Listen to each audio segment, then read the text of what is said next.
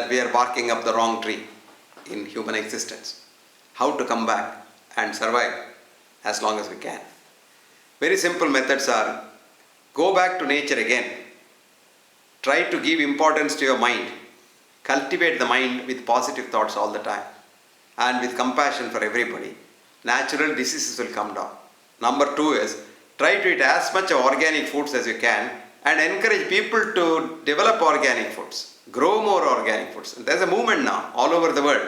Organic movement. Unfortunately, even that is becoming politicalized. No, it should not be. Ordinary things like, I have seen a farmer in Andhra Pradesh who showed me a mango tree. Even from his great-grandfather's time, they have never been using chemicals. They have been using their manure only. This one tree gives him 6 lakhs mangoes in every season.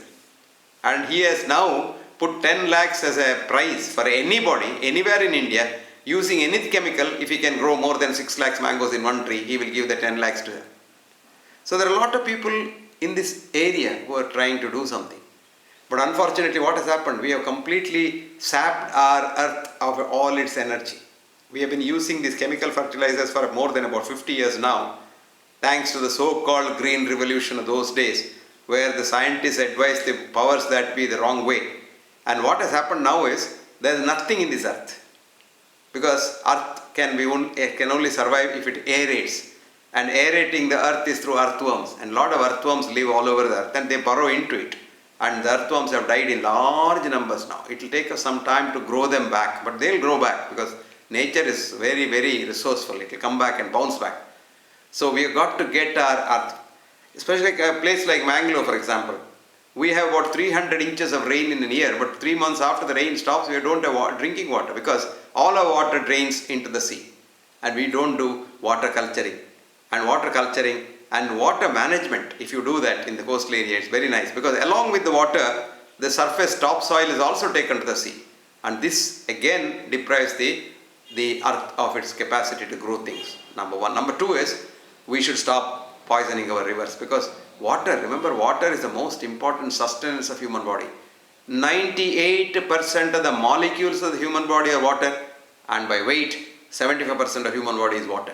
Which means water is a sustainer, water is the main thing. And very interestingly, recent research into the structure of water has shown, led by Professor Rustum Roy, late Professor Rustum Roy and Kaplan in London, what they have found is water has life, water has memory, and water has fascinating things.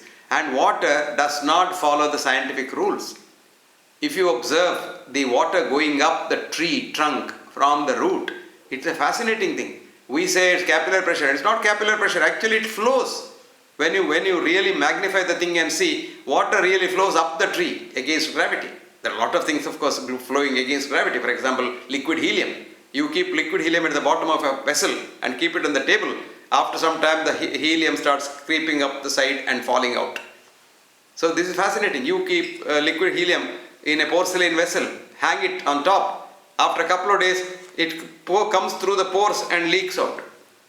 So our science is so stupid and so, we are very arrogant about science. But in fact, the truth is, science is just one of those things, another establishment like religion, which was started in the West to control the colonies and keep them under control and to produce what are called the weapons of mass destruction.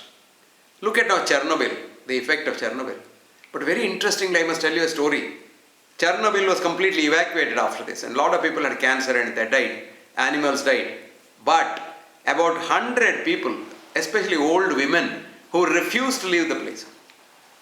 And they said, we would much rather live here than go somewhere else because this is our land. We love our land. Very interesting. Now, after 20 years of Chernobyl, a lot of those people who are migrated out, they died of cancer. These ladies are still there. They're all old ladies. And now the scientific study shows that love for motherland and love for nature probably is more powerful than the radiation effect on the human body. Which only goes to show we come back to nature. Doesn't mean we are going back to live in the caves and like our ancestors. No. Of course, cave dwellers are much wiser than us, but we don't have to go back to the caves. But we can live a life which is sensible. And most important thing about life is, if you want to be happy in life and live as long as you live, you must live and let others live. This is the most important thing. Compassion. You know, and this is very important. That's why Emerson said, life is not to get and enjoy. No. Life is to be useful to others. Life is to be authentic. Life is to live for others and touch another life to show that not only you have lived well, but let others live well. And food in moderation. We can always share. How much food do we really need? We, on an average, eat about 10 times the amount of food that we need. So we eat in moderation and let others also eat. Today what has happened, 5% of the world population has 90% of the resources. And the other 95% will have to live, make do with 5% of the resources. This is where the disparity is. This is called the haves and the have-nots fight. And very soon the fight will escalate to such an extent that the haves will be dying of fear of the have-nots. They'll invade and eat them because they have to survive. It's a question of survival. And so the gulf must be packed as quickly as possible. I don't understand why man has become so greedy that he couldn't care less for others and goes on amassing wealth by all illegal means. Little does he realize that sooner than later this will catch up with him.